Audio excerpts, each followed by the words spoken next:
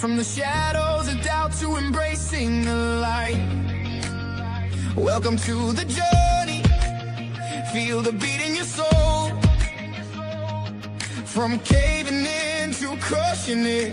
Join us, let's roll.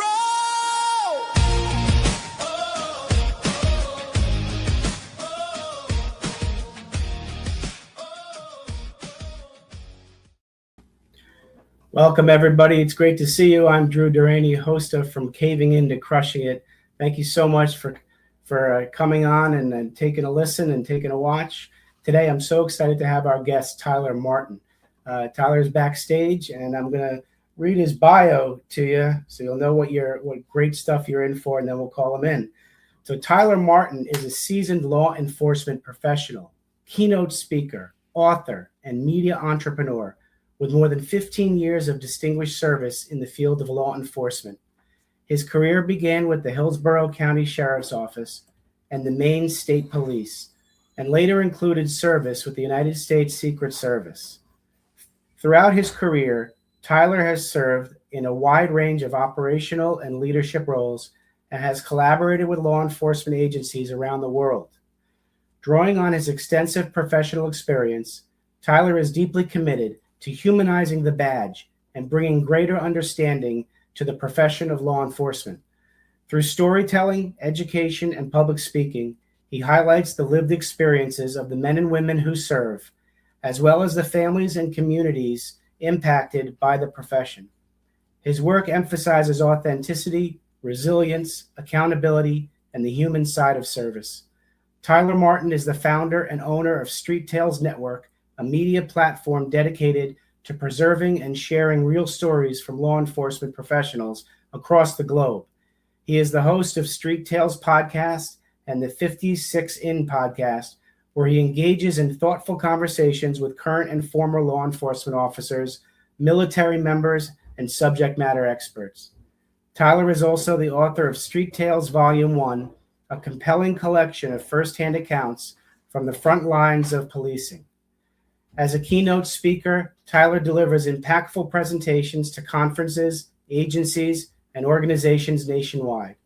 His speaking engagements focus on leadership, wellness, identity beyond the badge, organizational culture, and the power of storytelling to create connection and understanding.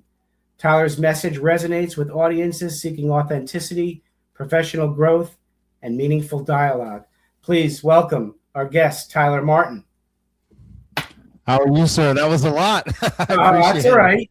You know what? Better to let the audience know exactly what they're getting into, because this is going to be exciting, my friend. I'm so glad to have you in. I've been looking forward to it since we spoke, I think about a month or two ago. I can't remember when we were setting this up. I've been excited ever since. So I'm happy we made it happen. I am too, my friend.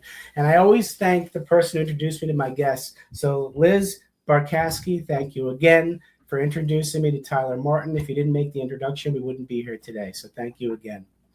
Love her to death. Oh, isn't she wonderful? So, Yes. Before we hit record, I always like catching up with my guests, and we got a lot of good things in store for you, audience. So please stay tuned and stay on for the whole thing. I always start, in the beginning to tell the audience the way I feel that, when we're young and we're being, mentored and raised by our family and friends, we're taught that life is linear, that it's a straight line, and it's not a malicious thinking. These people want the best for us. And for the most part, in the beginning, if we did one A plus B plus C, D did happen. Life was kind of linear in the beginning of our lives. And then something happens. An external circumstance comes in between one of those letters and kind of derails that straight path in our life to a more circuitous one. And when that happens, that means adversity showed up. And when adversity shows up, we either see it or we don't. And if we do see it, we have a decision. Do we run away from it or do we face it? And because of that, I believe there's three types of people in the world.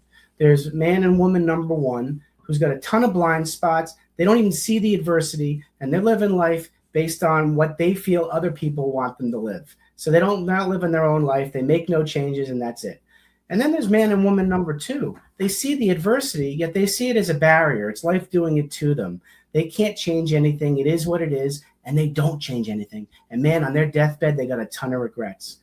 I don't bring man number one or man number two or woman number one or two onto the show. I bring woman or man number three. In this case today, man number three. Man number three sees the adversity and says, that's no barrier. That's an opportunity. That's life doing it for me. I'm going to take this opportunity, take massive action head on, face this adversity, become a stronger man on the other side. And when that happens, we notice that defining moment in life. And Tyler, if you could reach back as far as you need for that defining moment, whether it was the tap on the shoulder, the whisper in the ear, or like what I needed, a 2x4 upside my head, that kind of transformed you, from man number one or two or both to the man you are now, and how that transformation impacted you personally and professionally. You care to share with the audience? Absolutely. I'll try to kind of highlight it, but the earliest memory I have of where I kind of realized that I need to overcome obstacles instead of just being affected by them was probably right around freshman year of high school, and it was sports, football to be exact. Not to dig too deep into it. I mean, I'll talk about it as much as you want, but I had a relatively rough childhood. Parents of child of divorce, divorced parents. Grew up like in the trailer park.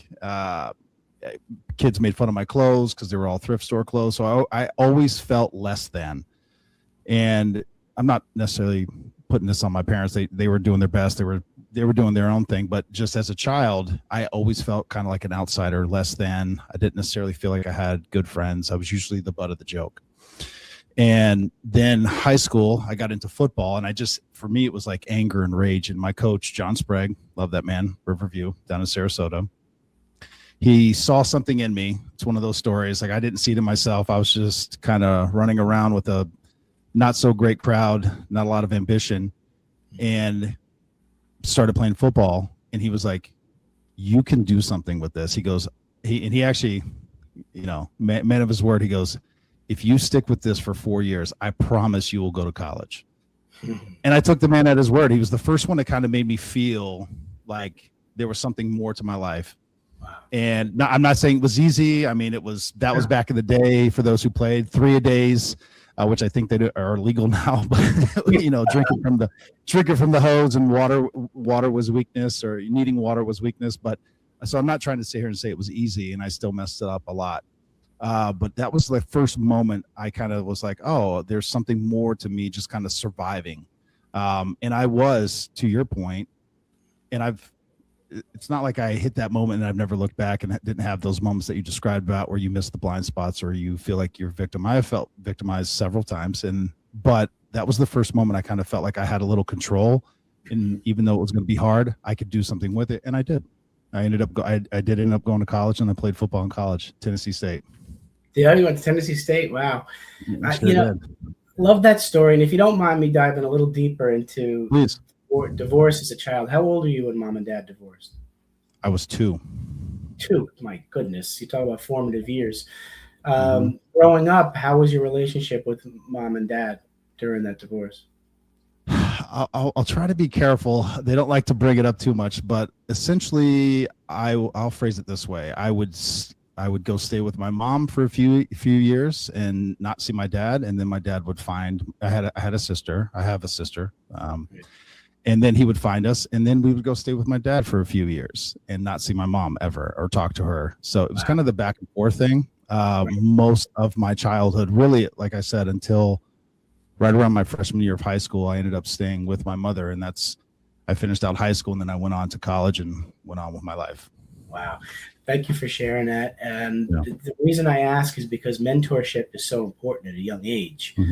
And to be able to find a mentor in high school and not having that mentor during those formative years is a challenge. And for you to know, you must have been willing and able to take on that challenge by your coach, because you were ready. You were ready. You were looking for somebody, probably didn't even know you were looking for somebody who believed in you. Yeah. And the key is you got to believe in yourself first before you go through with it. So he must have really instilled in you the belief to look in the mirror and say you are good enough. I got to be honest. I think he's the first person to ever make me feel like I had a future, as opposed to just I was a very angry kid. Who I am now and who I was back then are two totally different people. And Right. I've gone through several iterations. I'm sure people have said that before. But it was the first time I'd ever given any thought past tomorrow or next week. Like I was very much a live in the moment type of teenage kid. Many of us were Yeah. back then too. It just depends on what moment we were living in. Yeah. Did you ever get a chance to tell him how meaningful he was to you? I did. I actually did. And it was 10 years after I graduated. So I was 28 years old. Okay. And it's a lot to kind of go back and forth into, but I went to college. I played college in football in Nashville, Tennessee State, graduated, kind of was trying to figure out my career. I was a financial advisor. I kind of had all these odd jobs, and then I got into law enforcement. So I came back to Florida, and I was like, I wonder if he's still there.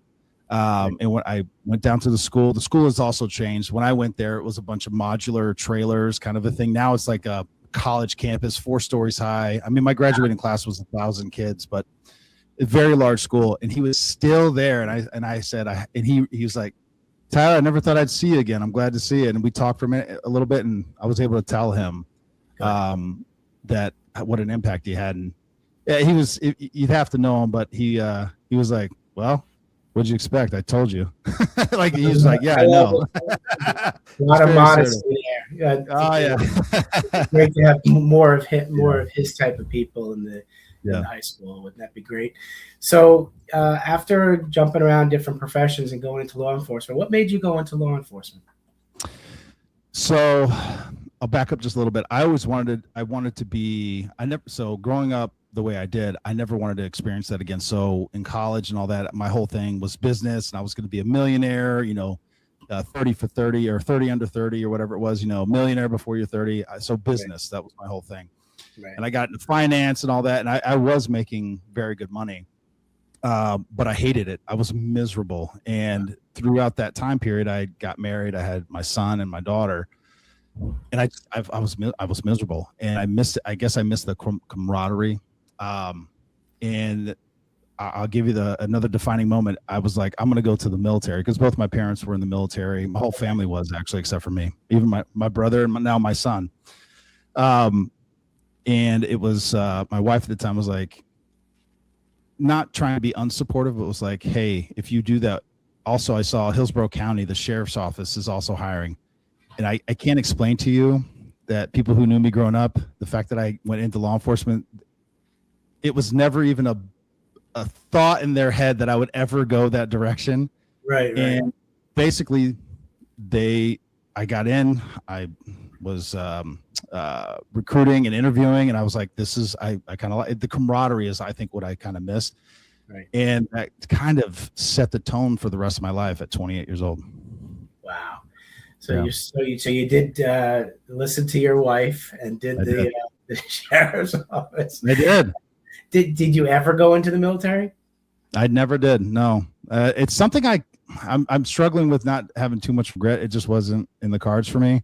Right. But coming from a military family, not a law enforcement, a military family. Yeah. I've told the story a few times. My dad has this wall. I don't know. Families have these walls, and it's all the headshots when my grandfather, aunts, uncles, whoever, my mother and father are both Marines. They have those headshots when they first get in. So they're all 17, 18 years old. And he has a wall of that for the family.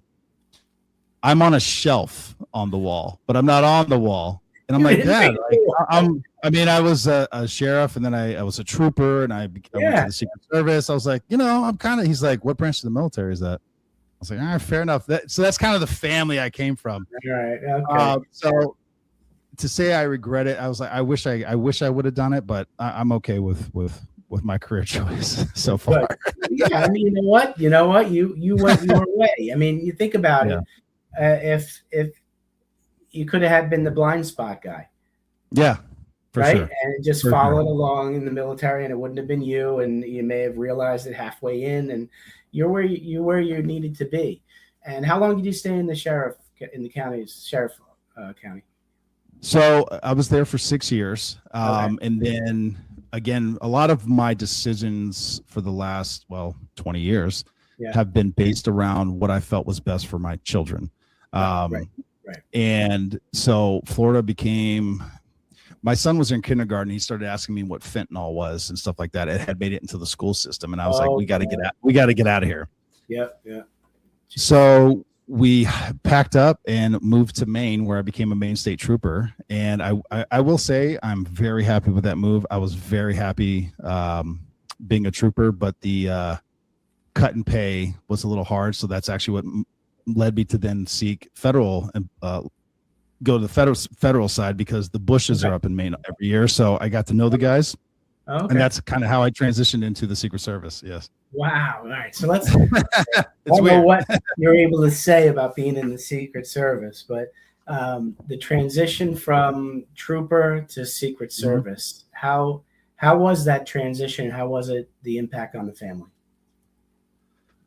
Well, so I'm remarried, but it led to a divorce. I was gone a lot.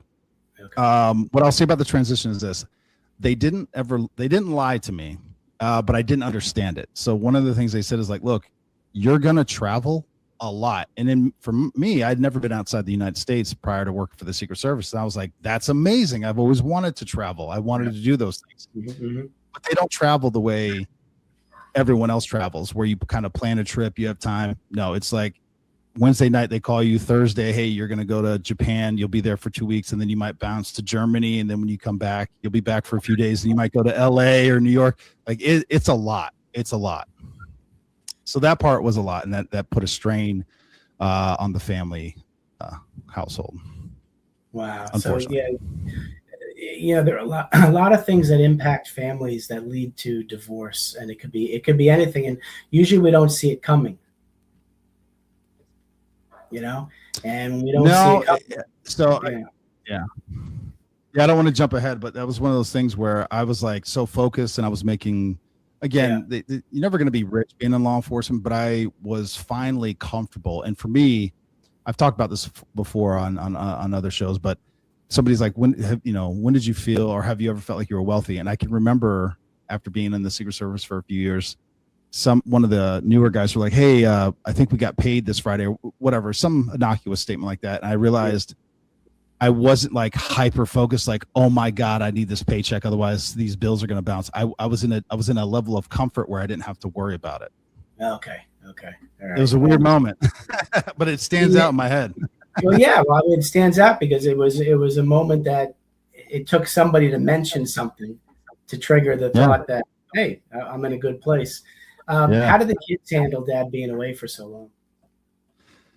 So talking at the time, they seemed fine. And honestly, I have a much better relationship with them now. I've been out of the Secret Service for almost 3 years. And they're very proud. I talk to them all the time. So I was lucky in the sense that I didn't lose that relationship. But in their formative years, because I was with the Secret Service for almost 8 years. So that was a lot of life change for them. You know, they went from being little kids to teenagers by the time I got out.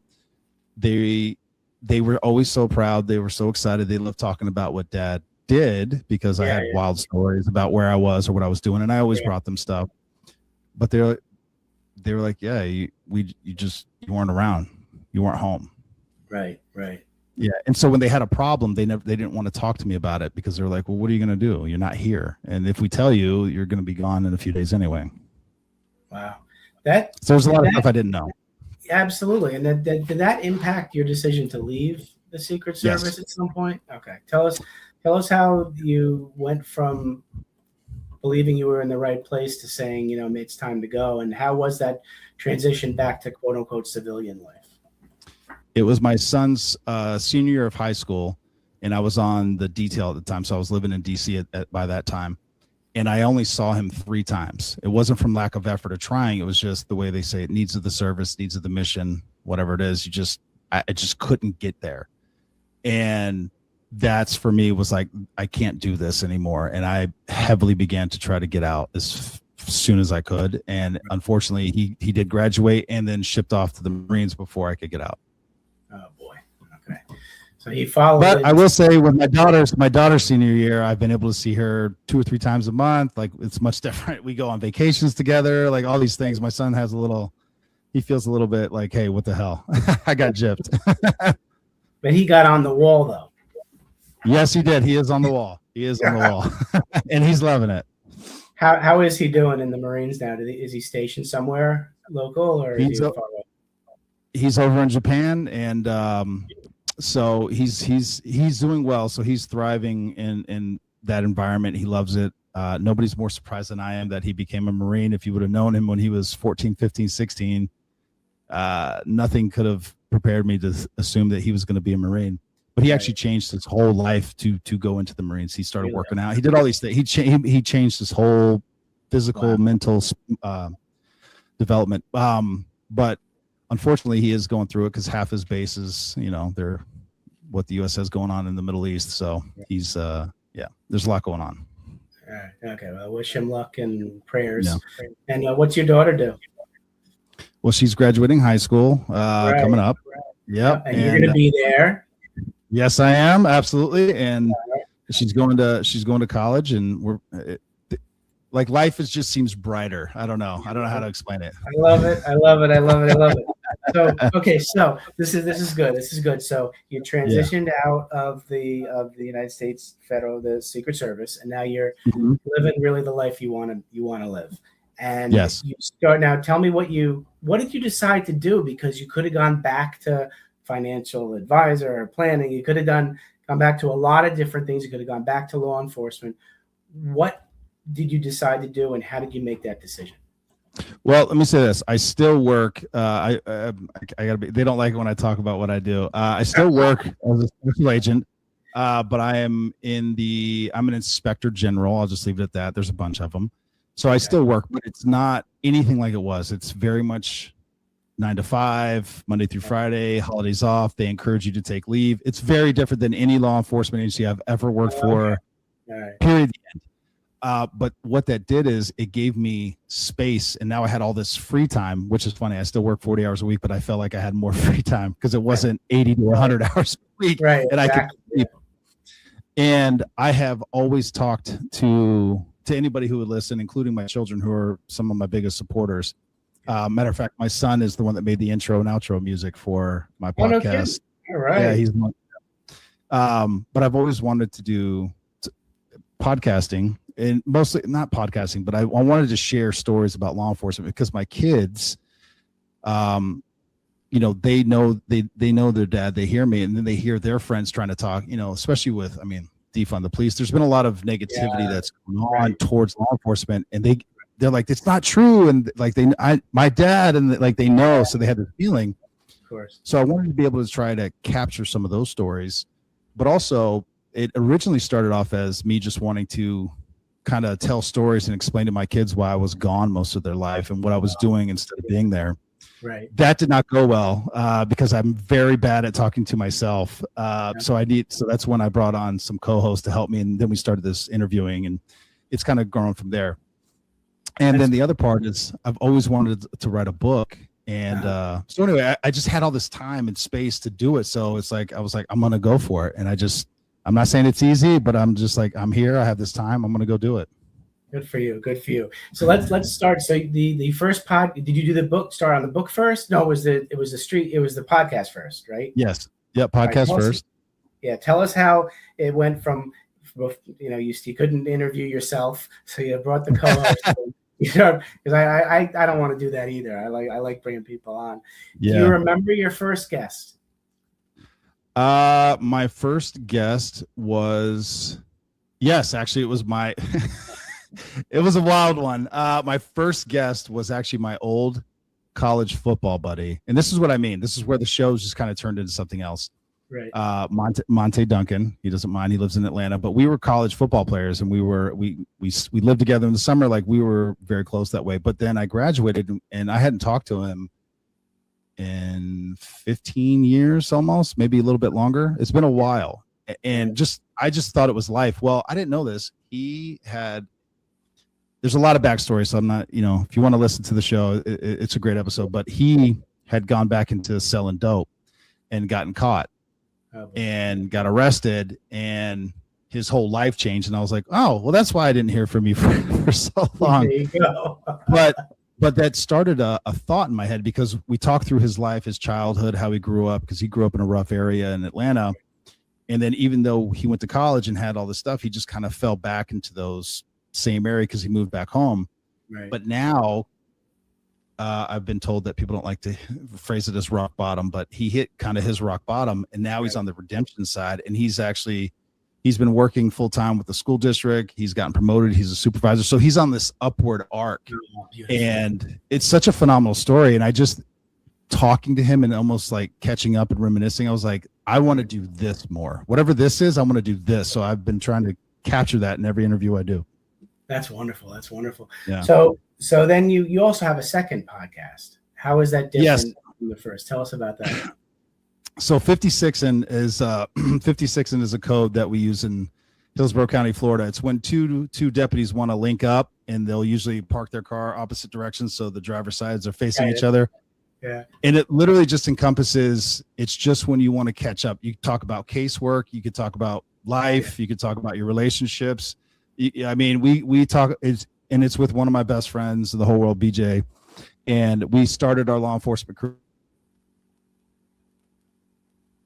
together. He's still at bomb tech. He does all these cool things, but he's also like, and it's exactly like it was when we were on the street. He'll be like, have you ever thought about quantum mechanics? Or it just kind of goes anywhere. But we also talk about our favorite bourbon. So it's kind of almost it's almost therapy for us, and it's just it forces us to basically reconnect every week. And so that one just kind of runs the gambit, but we love it. We have fun with it. It's a much different, not that Street Tales is always so serious, but 56 is definitely more just fun and just letting it rip. Speaking about 56 and like when you were in the police force, is there a lot of isolation because you're usually on the road, on the streets and stuff like that? Is there isolation where you do have to catch up with the 56 and? Oh yeah. And actually I'll give you just a quick progression. But when I became a cop, that's the first, they call it the fishbowl, and I'll explain later, because the worst was Secret Service, and I'll explain why. But you're in uniform all the time. You're driving in a marked patrol car or cruiser, depending on what agency you work for. So everyone's always looking at you. So now whenever you walk into a room and you're like, I feel like everyone's looking at you, the answer is yes. Now they absolutely are. And there's so much that goes on, especially in Hillsborough County, Tampa, Florida area, where it could just be a nice, hey, love what you're doing. Thank you so much. Thank you for your service, like that kind of stuff. Or it could be like, F you, I hate you, or what. You never know what's going to happen. So you start, and this has actually changed my personality a lot, according to my children and my ex-wife. They're like, you change, your whole way of being changed dramatically. And I didn't realize it at the time. Looking back, I do now, but I was changing kind of who I was. I was almost living two types of lives. I was dad, husband at home, and then I was Deputy Tyler at work, and I was almost living two different lives. But it started creeping into my home life, because you're always turned on. You see so much, unfortunately, horrible things. You have super highs where you save somebody, or you save that baby who was choking, and you save them, but then you'll see death and carnage and evil, all in the scope of a few days, maybe. Right. Trying not to bring that home, it wears on you. And then you add, you're working midnight, 7 at night till 7 in the morning for years. It just takes a beating on your body and your mental state. Right. But so I'm sorry, but your group is Hillsborough County. It was a very large agency. Then I became a trooper in Maine, which was great because it was a very different vibe up there. People didn't feel that way. But now my group shrank down to maybe 5 or 6 because it was very rural. Hillsborough, if I needed backup, they were there in like 2-3 minutes. Maine, if you needed backup, they were maybe 2 hours away, so it's not really backup. No. But the focus was a little different. Then you fast forward to the Secret Service, and especially in the detail, that's when I felt the most isolated and lonely I've ever felt in my entire life, because you're working at the White House, you work with the same people pretty much day in and day out, and then when you're done with your shift, you pretty much just go home, sleep, so you can do it again. So there was no release. It was just work, those people, and then back home. And I was by myself in a studio, no less. And that's when I really felt alone and isolated. Wow. And you couldn't really talk to anybody about what you were doing. So you had to keep it No. inside and suppress everything. So what do you love most about what you're doing now? I have my work-life balance is the best it has ever been in my entire life. I, as I stated, I'm remarried, and my beautiful wife, I have a life, I guess. It's not just so focused on work and sleep, and being able to explore not just my hobbies and interests, but also hers. And then also I get to see I will say my children, but my son's in Japan at the moment, but I get to see my daughter. I get to see my daughter often. I have time to take trips and see friends. It's like I have a life outside of work for the first time. And I mean, I'm 42, so 40 years. That's beautiful. That's beautiful. So how, if you don't mind me asking, how'd you meet your wife? There is love the second time around. So how'd you meet your current wife? There is, and I'll summarize the best I can. I was on Kamala Harris's detail, so we were in LA all the time, and I met her in LA. And she's in residency now, but I met her when she was finishing up dental school. Okay. And just kind of by happenstance, right? We met, and it was like, okay. And she's like, I'm going to go be a surgeon. I'm going to do all these things. Well, life just kind of has a way of opening doors and making it work out. She ended up matching on the East Coast, right by me, very close. So we were able to maintain that relationship and progress to where we are today. But it's a 1 in a million chance that it could have worked out that way. Because she, when you apply to residency, she applied to everyone all over the country. She could have gotten one anywhere. Right. But the fact that it kind of lined up the way it did, and it's close to where my daughter. I mean, it just all kind of worked out. I mean, beautiful. I love hearing. I couldn't have scripted it better if I tried. I love when I hear, because stuff does happen like that, and some people don't believe it, but it really does. If it's meant. There are things that are meant to be, and you just got to be open to it and keep. I will tell you. Yeah. I will tell you, she did not believe me when I told her I worked for the Secret Service, and she's like, I was like, wait, you still dated me and went out with me even though you thought I was full of crap? She's like, well, we had fun. Love it. I love it. When did she finally believe you?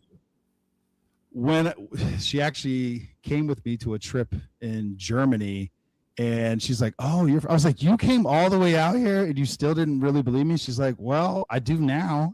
I do that much. She got to see me doing what I do. Yeah, she got to see me doing what I do. And she was like, all right, I believe you. I love it. That's awesome. That's awesome. So that's great. Thanks for sharing that story. I love hearing stuff like that. All right. So you have a book out now. Mm-hmm. Tell us about the book. So Street Tales Volume 1. Is based off the podcast, and again, it follows that redemption arc, is what I call it. And working with Lil Barkowski, she's phenomenal. So happy I found her. Yeah. And it's 6 sections, and each section follows an individual. And the first 3 sections are these are friends of mine, but it follows a different type of redemption arc. Starts off with Monte Duncan, who I mentioned. Right. Then it goes to Dave Tarbox, who was actually he had a drug addiction and was a bank robber in Massachusetts, but he hit rock bottom, and now he owns a barbershop. He has a wife and kids. And I met all of these individuals pretty much on their redemption side, when they're on the up. So hearing their stories is crazy. And then Joe Caputo, who's a newer friend, but his story, he also had a severe addiction, overdosed twice. There's a part in the book where he's talking about his friends where he thought he was dead or whatever, but he could hear his friends talking about how to get rid of his body, because they thought he was dead. But now he's a very successful executive for a company, and he owns a bunch of other, so they had that. Well, it goes through, yeah. And then the back 3, these are all co-hosts for my show, but they also have, it's not similar in the redemption side, but their path into law enforcement is all vastly different, which ties into the humanizing of the badge, because a lot of people just see the person in the uniform or the badge. They don't see the person behind it and what it took for them to get there, or what that job means to them, or what brought them to that point. And so that's another huge section of what we do on Street Tales. Love it. Now, in not just military, but also with the law enforcement, the men who are in it are to probably just listen to what society says about how men are supposed to act, right? You don't ask for help. You don't show emotion. You don't, share your story and all that. And I know there's a high percentage of law enforcement and suicide which we can't run away from. How did you keep yourself in good mental health?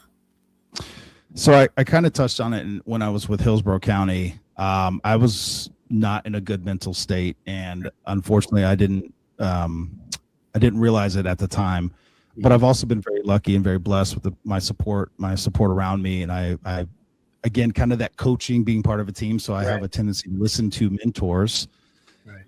Sometimes I'm hard-headed, but I had a good support base, and so they would kind of call out my crap whenever I was going through something, and I was willing, even back then, which is something we talk about on the show, and a lot of people do, and I think more people need to talk about it. But there's a massive stigma in law enforcement and the military. I think it's getting better, but you don't go to therapy. You're very worried they're going to blackball you. You can't get promoted. You lose your top secret security clearance. All these things.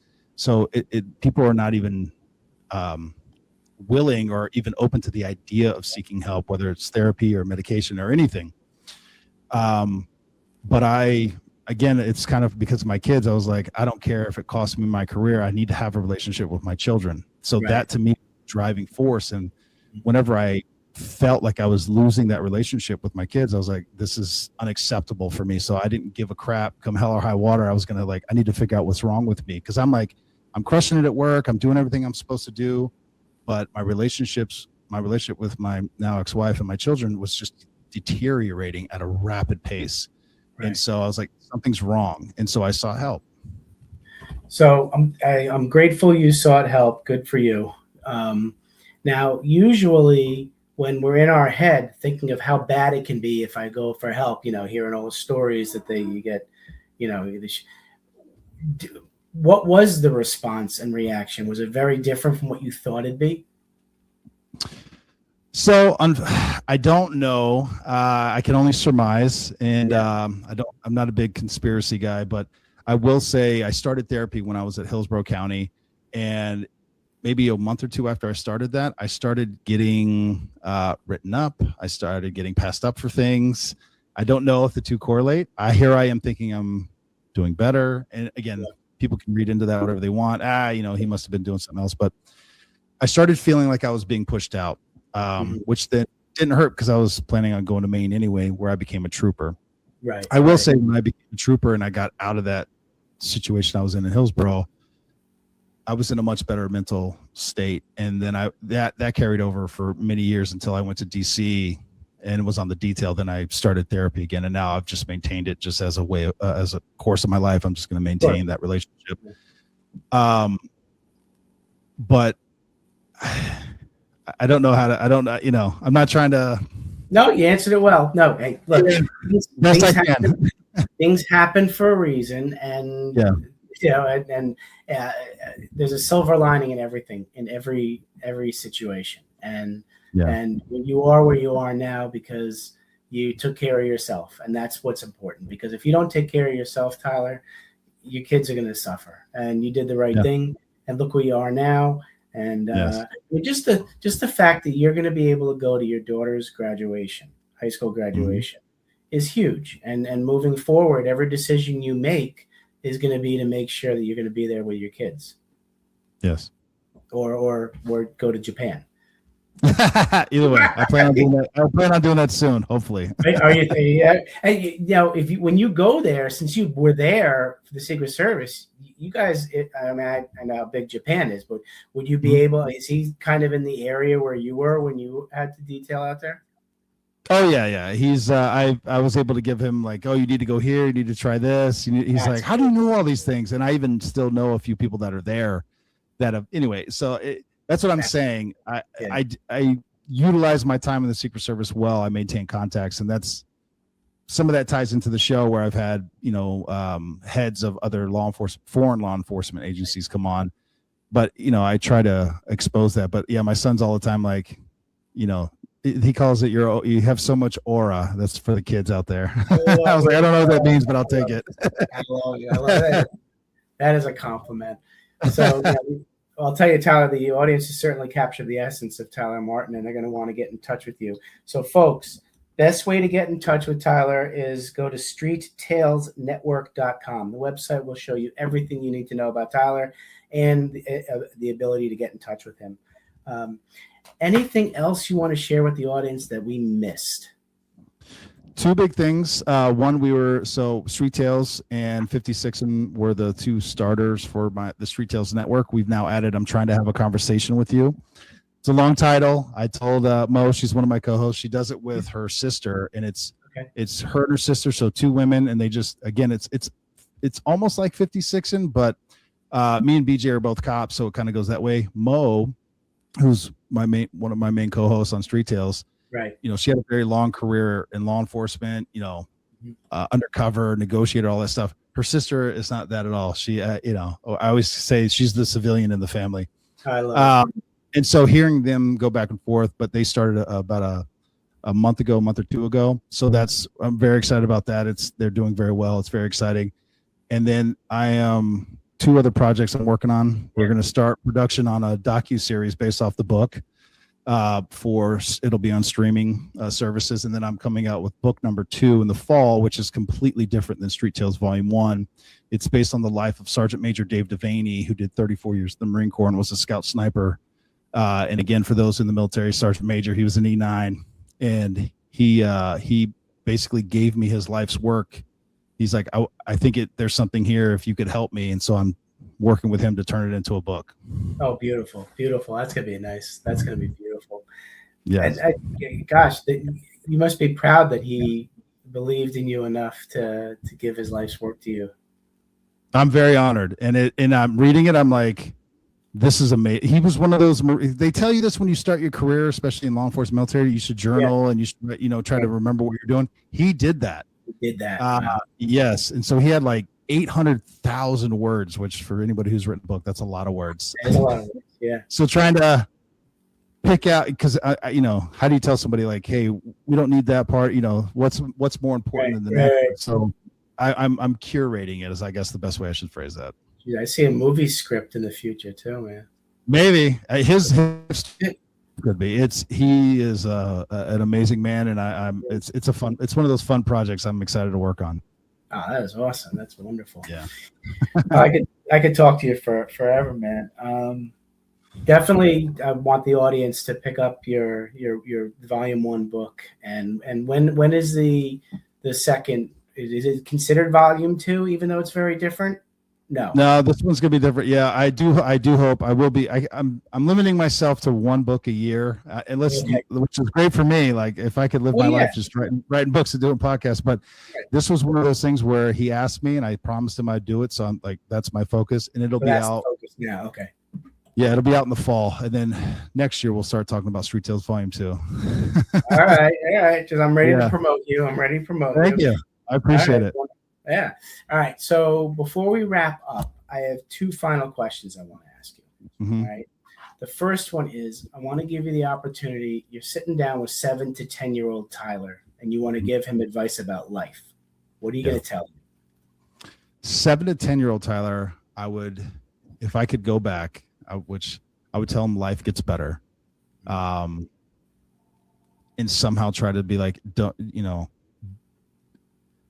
don't take it so seriously. Meaning I just remember the struggles and the relationships I had in I was one of those kids that was bullied as a kid and all that stuff, but it used to really devastate me. And I wish I could go back and be like, life will get better, I promise you, and don't take to heart what these kids say to you, because none of it ended up coming true. See, and now I'm much bigger than most of them. There we go. No, that's we know that young Tyler probably wouldn't have listened to you because we don't listen to ourselves. But as long as the Tyler 10 years from now will listen to this Tyler's advice, yes, that's important. That's important. And there's somebody out there, Tyler, who needed to hear your story. So I'm thankful that you shared it. Last question. You are now sitting with young businessman, young entrepreneur Tyler Martin. You want to give him advice about business. What are you going to tell him? Prioritize your family over money, and always make room for them, because there's been a large stretch of my life where that was not the case. Work was first and second in a lot of my lifespan. And it's one of those, we talked about regret or guilt. That's one of those things that still, I'm working on it, and I'm happy to say that I have a great relationship with my children. I know plenty of people and coworkers who didn't realize that till it was too late, and I was fortunate that I caught it. But you spend all this time chasing money or success, and then you lose your family. What was the point? Absolutely. Well, Tyler, I want to thank you for coming on. Thanks for coming into my life, my man. Thank you for sharing your story. Thank you for being the wonderful human being you are. And you're helping so many people by sharing stories of the people in law enforcement, because I want to thank you for your service. The majority of us do want you guys to thrive, and we thank you for your service. It's the small minority that we're hearing about now that are not in favor of law enforcement. So we're with you. Many of us are. And I want to thank you again. Thank you, sir. It was a pleasure, and hopefully I'll do this anytime you want, man. I love talking to you. Yeah, we're definitely going to stay in touch. So everybody out there, I want you to take care of yourselves. I want you to realize that there are times that you may feel like you're going to be giving up, caving in, but you're going to be able to crush it. So don't give up. You're not alone. Believe in the fact that you are stronger than you think you are. Thanks for watching.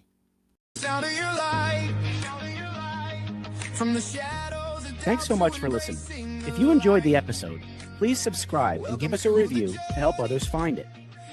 I'd like you to answer this question. Are you living the life you want to live, or are you living the life others want you to live? I'd like you to think about that for a second, because I strongly suggest you live the life you want to live. If you want to learn more about what I stand for and my services and how I'm able to help many men get out of their own way, please go to my website at www.profitcompassion.com. Feel free to also email me at drew@profitcompassion.com. I'd love to have a conversation with you. Take care of yourself and choose to write your own story instead of letting others write it for you.